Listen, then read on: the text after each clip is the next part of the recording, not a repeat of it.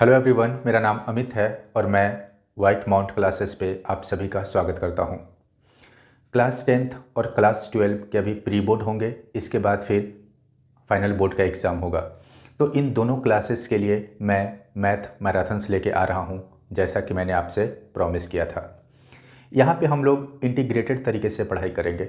Integrated approach क्या होता है ऑलरेडी मैं एक वीडियो में बता चुका हूँ, आप उसको वहाँ पे जाके देख सकते हैं। एक दो बेनिफिट्स मैं आपको बता दे रहा हूँ कि अगर आप इंटीग्रेटेड अप्रोच के साथ पढ़ाई करेंगे तो आपके पास कंटेंट्स की कमी नहीं होगा और आप कम से कम समय में अधिक से अधिक चीज़ों को एब्जॉर्ब कर सकते हैं, यानी अधिक से अधिक चीज़ों को आप सीख सकते हैं। इसके बाद फिर एक और रिक्वेस्ट है कि अगर मैं क्वेश्चन सॉल्व कर रहा हूँ तो आप प्लीज़ उसको राइट डाउन नहीं कीजिए उसी वक्त। उसके लिए मैं आपको अलग से टाइम दे दूंगा, मैं फ्रेम से बाहर आ जाऊंगा, फिर आप उसको राइट डाउन कर सकते हैं। और अगर आपको ये वीडियो समझ में आता है तो आप इस चैनल को सब्सक्राइब कीजिए और वीडियोस को शेयर और लाइक कीजिए। Thank you. हम लोग आज ये देखेंगे रिलेशन एंड फंक्शन, जो कि क्लास 12 की फर्स्ट यूनिट है। तो यहाँ पे पहले हम लोग समझते हैं कि रिलेशन क्या होता है, यानी एक सेट के साथ दूसरे सेट का रिलेशन, यानी एक सेट का दूसरे सेट के साथ किस तरह का रिलेशन है, इसका तात्पर्य ये है। और सेट क्या होता है? Well defined collection of object. Well defined क्या होता है आप एक बार ये समझ लीजिए। सपोज मान लीजिए कि यहाँ पे मैंने बॉयज़ और गर्ल्स का एक सेट टाइप से बना लिया। सपोज मान लीजिए कि ए बॉय है, ए गर्ल है, ए बॉय है और ए गर्ल है। ठीक है, वेल डिफाइंड कलेक्शन क्या होता है इसको पहले समझते हैं। सपोज मान लीजिए कि मैंने कहा कि ए से लेके जेड तक जितने भी वोवेल्स हैं उसका आप सेट बनाइए। तो जो ए लड़का है वो कौन सा सेट बनाएगा? वो ए ई आई ओ यू इसका एक सेट बना देगा, है कि नहीं? ए भी लड़की सेम ही सेट बनाएगी, ए लड़का भी सेम बनाएगा और ए भी सेम ही बना देगा। अगर मैंने कहा कि 1 से लेकर 10 तक जितने भी ऑड नंबर हैं उसका आप एक सेट बनाओ, तो एक आप बनाएगा 1 से लेकर, मैंने बोला है तो 1 3 5 7 9। ए भी सेम, ए भी सेम, यानी सारे लोग सेम ही सेट बना देंगे। अगर मैंने कहा कि 1 से लेके 10 तक जितने भी इवन नंबर हैं उसका आप सेट बनाओ, तो वो भी क्या बनाएंगे? 2 4 6 8 और 10 तक मैंने बोला है, और ये सारे लोग भी सेम ही सेट बना देंगे, है कि नहीं? तो इसी को बोला जाता है वेल डिफाइंड। अगर मैंने इन लोगों को कहा कि आपके 10 एक्ट्रेस हैं, उनको मैंने कहा कि इसमें से आप अपने जो पसंद के हैं उनका आप सेट बनाओ जिसमें 2 लोग शामिल होंगे, तो इसका अलग होगा, इसका अलग होगा, इसका अलग होगा, इसका अलग हो सकता है। अगर मैंने कहा कि आपके जो फेवरेट बुक है उसका आप एक सेट बनाओ जिसमें 4 बुक्स लिखने हैं, तो इसका अलग होगा, इसका अलग होगा, इसका अलग होगा, इसका अलग होगा, तो वो एक सेट नहीं हुआ। क्यों? क्योंकि वो वेल डिफाइंड नहीं है। तो मैं समझ सकता हूँ और उम्मीद कर रहा हूँ कि आपको वेल डिफाइंड समझ में आ गया होगा। अब हम लोग 2 सेट लेते हैं। एक सेट हमने ले लिया ए, इसके एलिमेंट है 1 और 2, ठीक है। दूसरा हमने सेट ले लिया बी, इसके एलिमेंट्स हैं 3 और 4 हमने मान लिया। तो ए और बी का जो रिलेशन है, यानी ए इंटू बी, इसको कार्टेशियन फॉर्म का रिलेशन बोलते हैं, यानी ये दोनों सेट का रिलेशन।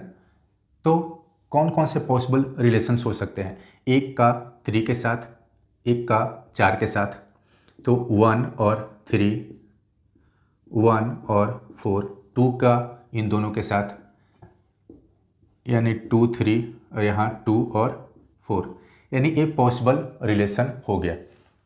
तो हमें याद क्या रखना है कि जो रिलेशन जो होगा वो इक्वल टू और सबसेट होगा पॉसिबल रिलेशन क्या, यही तो है कार्टेशियन फॉर्म का रिलेशन इस दोनों सेट का, है कि नहीं। एलवेज ऐसी स्थिति होगी, यानी इक्वल भी हो सकता है और उसके सबसेट होंगे, यानी उसके अंदर, उसके बाहर तो हो ही नहीं सकता है, ये असंभव है कि नहीं। एक चीज है हमको देखना है, डोमेन एंड रेंज। डोमेन और रेंज क्या होता है, एक बार आप इसको देख लीजिए। एक्स एंड वाई, इसी फॉर्म में तो हम लोग लिखते हैं। ये है हमारा एक्स और ये वाला है Y, X Y X Y X Y. तो जो एक्स वाला जो है टर्म, इसको हम लोग बोलते हैं डोमेन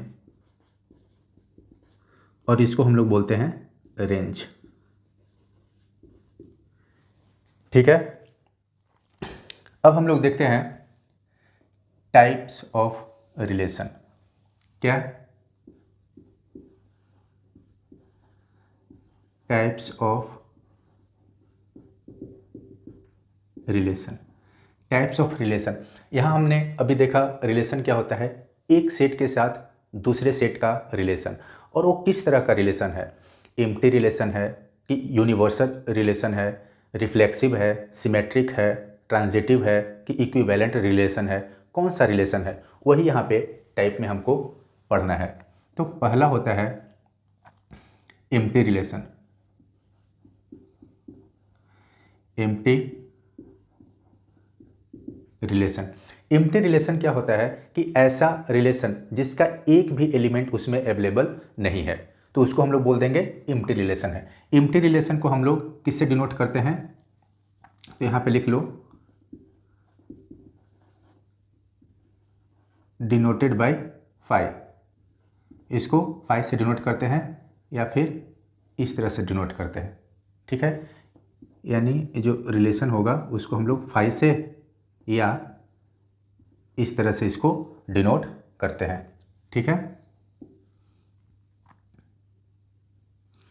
डिनोटेड है। दूसरा होता है universal relation.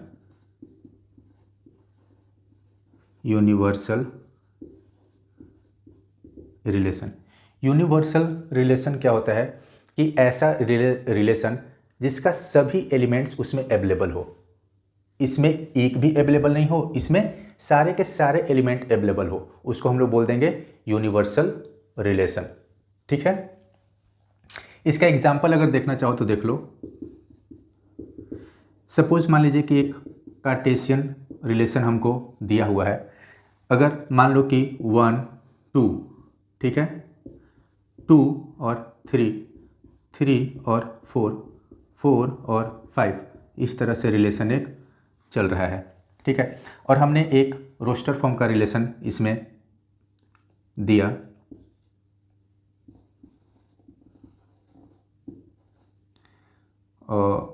y equal to X plus 1। अगर इस रिलेशन के लिए अगर हमने चेक करेंगे तो ये सारे के सारे एलिमेंट्स इसमें क्या हो जाएंगे, अवेलेबल होंगे, तो हम इसको क्या बोल देंगे, यूनिवर्सल रिलेशन है। कैसे, एक बार चेक करके देख लेते हैं। जैसे ये होता है x, ये है y, ठीक है, और ये हमको रिलेशन दिया है, इस रिलेशन पे हमको चेक करना है कि ये क्या है, यूनिवर्सल है या नहीं है।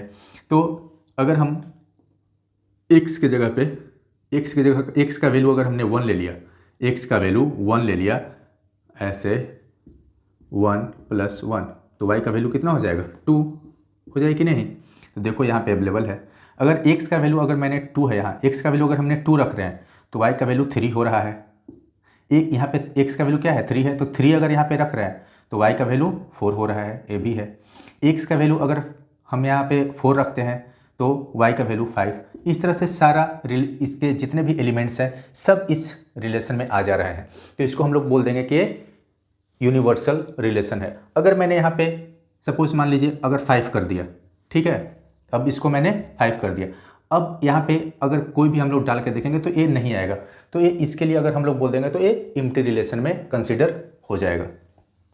यहाँ पे अगर 1 डाल रहे हैं तो y का वैल्यू 6 होना चाहिए, अगर 1 है तो y का वैल्यू तो यहाँ 2 है, यहाँ पे 6, तो ये क्या हो जाएगा, इसके लिए ये क्या हो जाएगा, अगर इस तरह का थोड़ा सा मैंने इस रिलेशन में चेंज कर दिया तो वो एम्प्टी रिलेशन हो गया, और इसको 5 को अगर हमने हटा दिया तो वापस से ये क्या हो गया, यूनिवर्सल रिलेशन का एग्जाम्पल हो गया। ठीक है,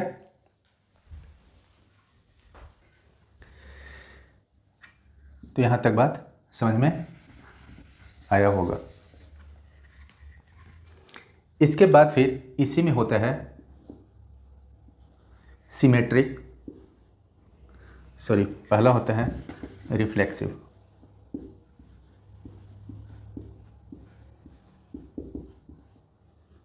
दूसरा होता है सिमेट्री, और तीसरा होता है ट्रांजिटिव। और जो इन तीनों रिलेशन को सेटिस्फाई कर दे वो हो जाता है इक्विवेलेंस।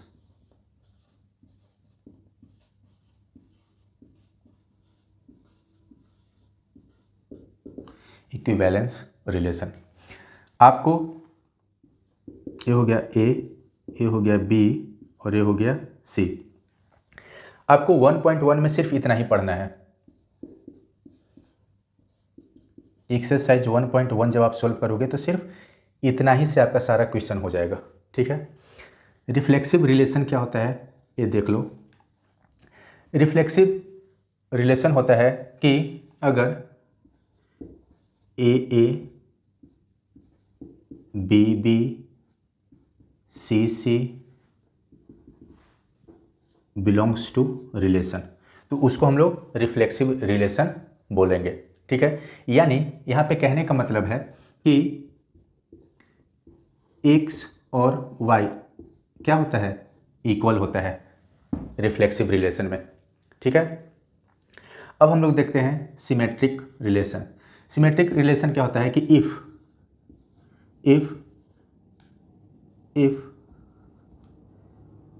a और b बिलोंग्स टू रिलेशन है and B and A belongs to relation, then it will symmetric relation। ठीक है, ट्रांजिटिव रिलेशन क्या होता है, if A B belongs to relation और B C belongs to relation and A और C belongs to relation अगर हो गया, then it will be transitive।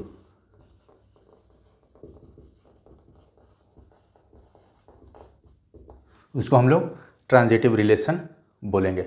ठीक है, और इक्विवेलेंस रिलेशन जो वो तीनों को सेटिस्फाई कर दे उसको हम लोग बोलेंगे कि वो क्या हो गया, इक्विवेलेंस रिलेशन हो गया। आपको एक्सरसाइज 1.1 में सिर्फ इतना ही पढ़ना है, इतना ही से आपका सारा का सारा क्वेश्चन हो जाएगा, और ये वाला पोर्शन जो है आपको बिल्कुल याद रखना होगा। ठीक है, क्योंकि यही बेस है और इसी से क्वेश्चन सोल्व होगा। ठीक है, यानी कहने का मतलब है कि जब हम क्वेश्चन सोल्व करेंगे तो एक सेट रहेगा और एक उस रिलेशन दे देगा, और इस सेट और रिलेशन से हमें एक पॉसिबल रिलेशन निकालना होगा, और जैसे ही हम पॉसिबल रिलेशन निकाल लेते हैं हमारा क्वेश्चन सोल्व हो जाएगा। बस यही अप्रोच करना है पूरे एक्सरसाइज में। ठीक है, और रिलेशन यानी इसको पढ़ना था 1.1 में और इसको पढ़ना है 1.2 में, और आपका पहला जो यूनिट है फर्स्ट 0.1 और 1.2 इतना ही है। ठीक है, और जब हम फंक्शन पढ़ेंगे तो उस वक्त हम आपको बताएंगे कि क्या क्या होता है। जैसे जो फंक्शंस होता है, अलग अलग फंक्शन होते हैं, 1-1 function, many one function, onto function, bijective function. और जो 1-1 फंक्शन होता है उसको इंजेक्टिव भी बोलते हैं, और जो ऑन टू फंक्शन है उसको हम लोग क्या बोलते हैं, सर्जेक्टिव बोलते हैं। तो जब हम इसके बारे में जब इंट्रो देंगे तो आपको समझाएंगे। अब हम लोग एक क्वेश्चन करके देखते हैं, ठीक है, इस पे बेस्ड, जो 1.1 का होगा। क्वेश्चन देखो बोर्ड पे आपको दिख रहा होगा, क्योंकि वो एडिटेड है इसलिए मुझे नहीं दिख रहा है, मुझे बुक से करना पड़ रहा है। आपको वहाँ पे क्वेश्चन दिख रहा होगा, देखिए। पहला क्वेश्चन है हमारा एक्सरसाइज 1.1 का पहला क्वेश्चन है। हमको एक सेट दिया हुआ है। सेट क्या है, 1 2 3 और dot dot dot dot dot 13 14, ठीक है। और इसका रिलेशन हमको दिया हुआ है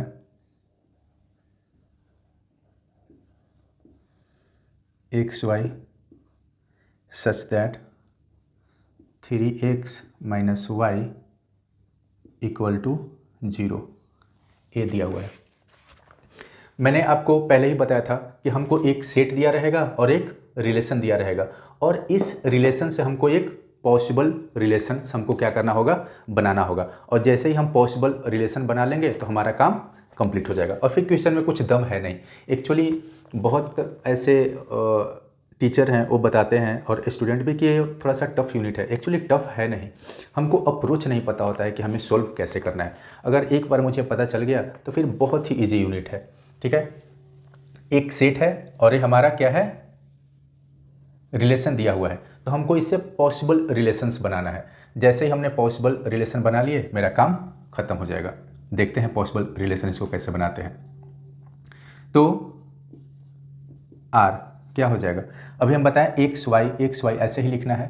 तो यहाँ पे इसको हम थोड़ा सा सिंप्लीफाई करके यहाँ पे लिख लेते हैं। इसको क्या हम ऐसे लिख सकते हैं, y इक्वल टू 3x, यानी इसको इधर भेज दिया 0 के, तो क्या हो गया 3x इक्वल टू y, मैंने इसको घुमा के ऐसे लिख दिया, तो इस तरह से।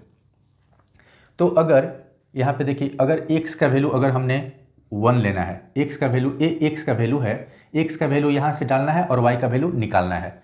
x a है और y यहाँ से निकालेंगे, ठीक है। तो अगर x को अगर हमने 1 रखा तो y कितना आ गया 3।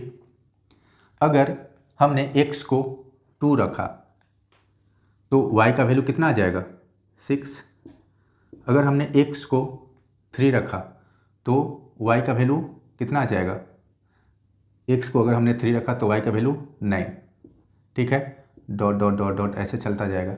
इसके बाद फिर अगर लेना है आपको तो ले लीजिए। अगर x का वैल्यू आपने अगर 13 रख दिया तो y का वैल्यू 39, ठीक है। अगर यहाँ पे 14 रख दिया तो 14 14 28 14 तिया 42,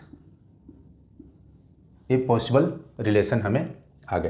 तो ए हमको यहाँ पे बताना है कि ये क्या है, कि रिफ्लेक्सिव, सिमेट्रिक और ट्रांजिटिव के बारे में इसका हमको डिटरमाइन करके दिखाना है। तो पहला हम लोग लिखेंगे कि four reflexive,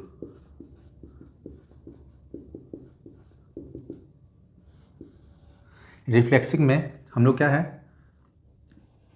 we know that A B C अगर बिलोंग्स टू रिलेशन है तभी ये सिमेट्रिक होता है, हमें ये पता है। तो यहाँ पे देखिए, यहाँ पे एक्स वाई कहीं सेम है ही नहीं। यहाँ पे 1 है तो यहाँ पे 3 है, जबकि 1 1 होता तब हो जाता, 2 2 हो जाता, तो चाहे 6 और 6 हो जाता तब पर भी, लेकिन ऐसा कहीं नहीं है ना। तो यहाँ पे लिख लो हियर, यहाँ पे हमने इस फॉर्म में लिखा है, यहाँ पे न्यूमेरिक फॉर्म में है तो हम लोग न्यूमेरिकल फॉर्म में ही लिख लेते हैं कि 1 1 2 2 3 3 not belong to relation, so it is not reflexive,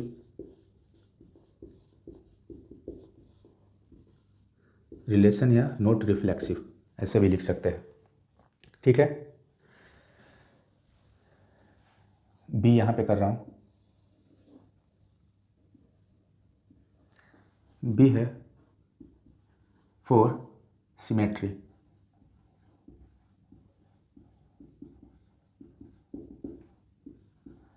symmetry के लिए क्या होता है, हमको पता है कि A और B belongs to relation and B और A बिलोंग्स टू रिलेशन, ऐसा होना चाहिए,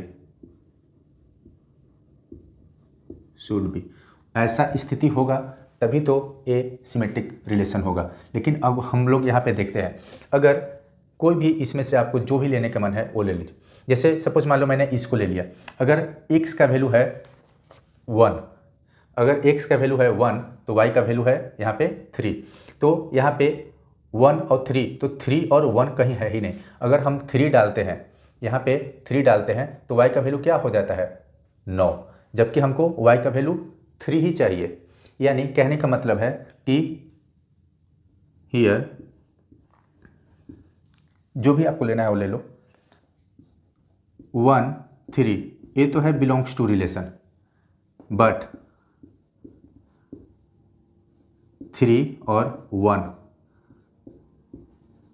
नॉट बिलोंग्स टू रिलेशन। क्यों? क्योंकि अगर x का वैल्यू अगर आप 3 डालते हो यहाँ पे तो y का वैल्यू 9 हो जाता है। x का वैल्यू अगर आप 3 डालते हो तो y का वैल्यू 9 हो जाता है, लेकिन हम यहाँ पे y का वैल्यू हमको यहाँ पे 1 हो रहा है, तो ये रिलेशन में नहीं आ रहा है। तो ये क्या हो जाएगा, तो लिख लो कि it will not symmetry,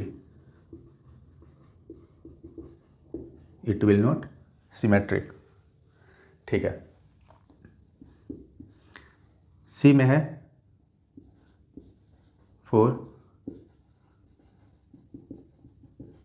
transitive. Transitive में क्या होता है आपको पता है कि A और B belongs to relation, B और C belongs to relation and A और C बिलोंग्स टू रिलेशन जब होगा तभी ये सिमेट्रिक होगा। ऐसी स्थिति है कि नहीं ये हम लोग चेक कर लेते हैं। तो इसमें से आप जो भी लेना चाहे आप ले सकते हैं। सपोज मान लीजिए कि हमने 1 और 3 को ले लिया, तो 1 और 3 ये तो बिलोंग्स टू रिलेशन है क्योंकि इसमें है। अगर हमने यहाँ पे x का वैल्यू अगर हमने ले लिया 3 तो y का वैल्यू क्या होगा 9, ये भी रिलेशन में है। हमको ए वाला और ए वाला दोनों सेम रखना होगा। क्यों? क्योंकि यहाँ पे भी सेम ही है। ए बी और सी यहाँ पे चेक करके देखिए, यहाँ पे 1 और 3 ये रिलेशन में है कि नहीं। इसके बाद फिर बी को अगर हमने यहाँ पे रख लिया तो ये है 3, y को यहाँ ये है 3 और ये है 9, यानी ये x की जगह अगर हम लोग 3 डालते हैं तो y का वैल्यू 9 आ रहा है, तो ये भी हमारा रिलेशन में है। लेकिन बट 1 और 9 यही तो होता है a और c, तो 1 और 9 नॉट बिलोंग्स टू रिलेशन, क्योंकि x का वैल्यू अगर हम लोग 1 डाल देंगे तो y का वैल्यू 3 आता है, लेकिन यहाँ पे 9 हमारा आना चाहिए क्योंकि a और c है, a और c वाला स्थिति होना चाहिए, लेकिन ऐसा है नहीं। तो हम लोग बोल देंगे कि इट विल नॉट ट्रांजिटिव।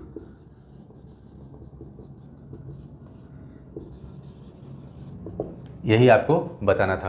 तो ना ये रिफ्लेक्सिव है, ना ही ये सिमेट्री है और ना ही ये ट्रांजिटिव है। समझ में आया? इसके बाद फिर आगे के सारे क्वेश्चन हम लोग कल करेंगे और आपको 1 शॉट वीडियोस मिल जाएगा। नहीं तो अगर वीडियो बहुत लंबा होगा तो फिर हम लोग उसको 2 भाग में करके आपको दे देंगे। ठीक है? अगर आपको समझ में आया तो आप वीडियो को ज़रूर सब्सक्राइब कीजिए। Thank you so much.